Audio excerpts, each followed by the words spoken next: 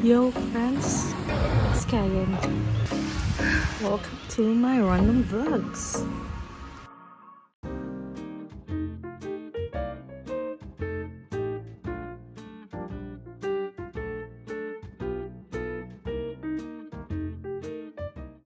Yo friends, welcome back to my channel.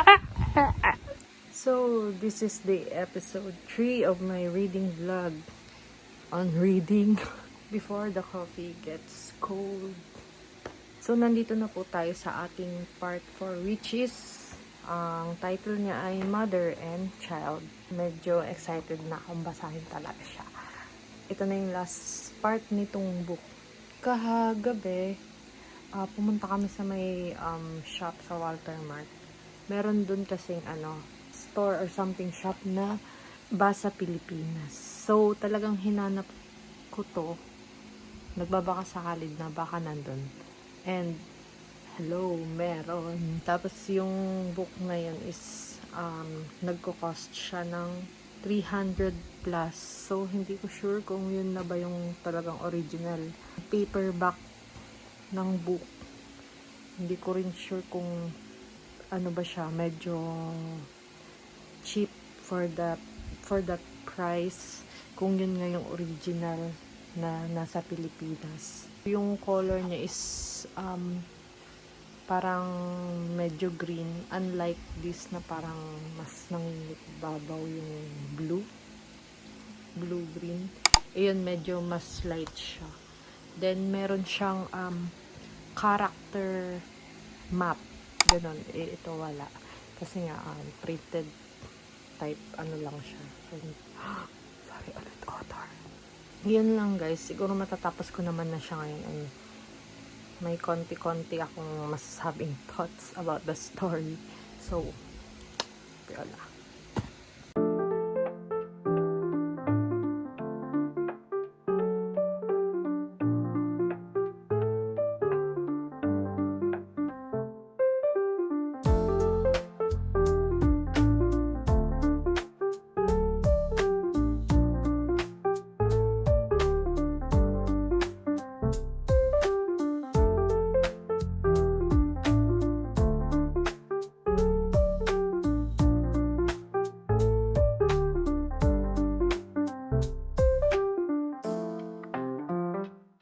Yan, I'm done.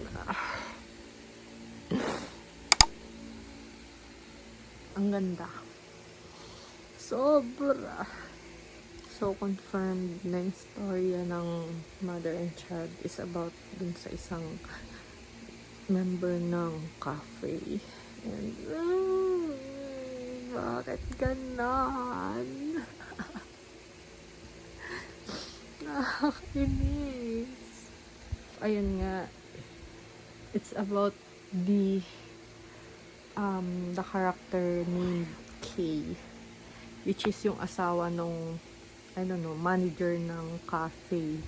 Si Kay parang may sakit siya, ganon. Meron siyang weak heart kasi, tapos pregnant siya. So yung pregnancy niya is taking a toll in her health. Nagde-deteriorate na rin kasi talaga yung health niya. So, the usual story na parang mamili ka, yung asawa mo ba o yung anak mo, sinong mawawala. So, sa cafe, hindi lang sila yung parang bumabalik sa past. Hindi lang yun yung offer nila. Meron din, pwede kang pumunta sa future. Pero as usual na sinasabi, hindi mo pwedeng palitan ang magiging kalalabasan nung future mo or nung past mo. Kasi kahit anong gawin mo dun sa future or yung sa past mo, yun pa rin kung ano yung mangyayari.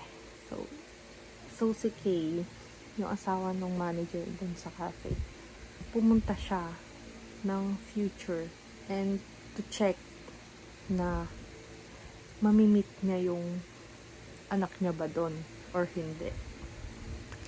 So, sabi nga nila kapag pumunta ka ng future, walang katiyakan kung nandun yung taong imimit mo o wala. Kasi unlike sa past, pwede mong balikan yung time na andun kayo pareho sa moment na yun. Pero sa future, hindi mo alam kung tama bang andun yung tao na yun, mamimit mo ba siya after that years, kung pupunta ba siya sa cafe. Kasi nga yung rule din ng cafe is, ang dapat mo lang mamit sa future or sa past na yun is yung taong nandoon din sa cafe na yun. Hindi ka pwedeng tumayo dun sa kinauupuan mo kung saan pwede kang bumalik or pumunta ng future. Once na tumayo ka, mababalik ka na agad sa present. And you lose that chance. Kasi once ka lang dapat makatry nun. So, ayun nga yung future na yun. Chinek niya kung mamimit niya yung anak niya. So, sabi niya dun sa isang character na nagbibigay ng coffee, 10 years after the present. But then, nagkaroon ng something na mix up. Kasi yung gusto niya, 10 years in 3 p.m. in the afternoon. Yung 3 p.m. is something na, di ba, sa clock, 15 siya. Tapos, ang nangyari, na-mix up nga raw yung date. Naging 15 years, then 10 a.m. So, the chances are so small to meet them. Kung andun nga ba talaga sila sa future na yun. But then, no more spoiler. Kung nag-meet ba sila o hindi. Kasi,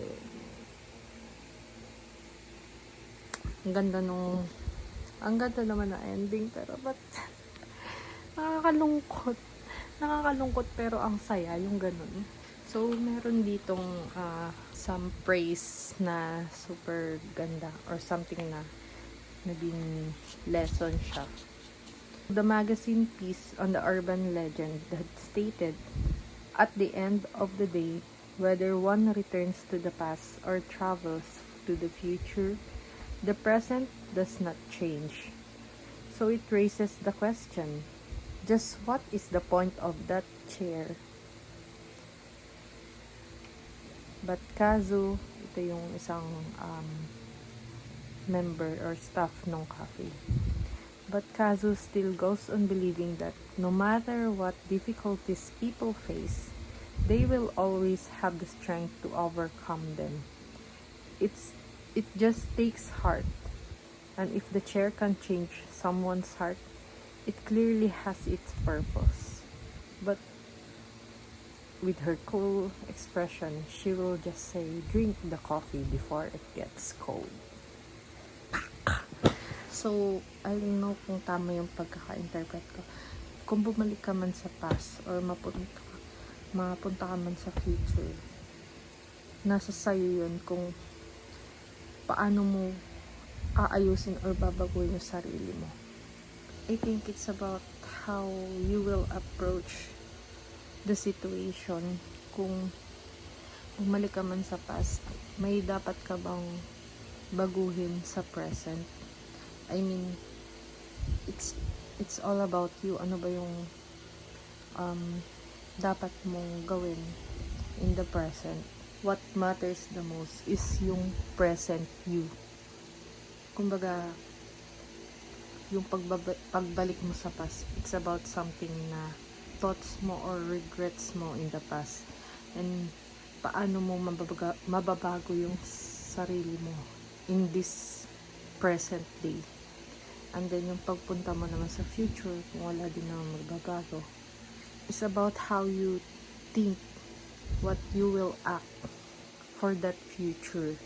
Kung meron, or kung magiging better ba siya, kung magiging better ka ba, or something na may dapat ka bang palitan sa sarili mo. So, ayun. I don't know if it makes sense kasi we just wish na everything will be okay once na nag-decide ka dito sa present day. You're always hoping na maging maganda kung ano man yung kalalabasan ng future mo. And mas natututo ka once na look back mo yung past mo. Kung hindi man naging okay yung past mo, mas na-appreciate mo yung present day mo. Ganon. So, yun lang guys. Hindi ko sure kung i-film ko pa yung other books. Pero hoping na mabasa ko talaga siya lahat. So, sinerch ko siya talaga sa internet din. It's always about the cafe ata talaga. Then, iba-ibang story lang siya. Kumbaga, ano lang talaga siya, installment ng books. So, thank you for tuning in about this story. So, kayo, basahin nyo na to. Sinasabi ko sa inyo. Ang ayos, solid ng story. Yun lang. Bye!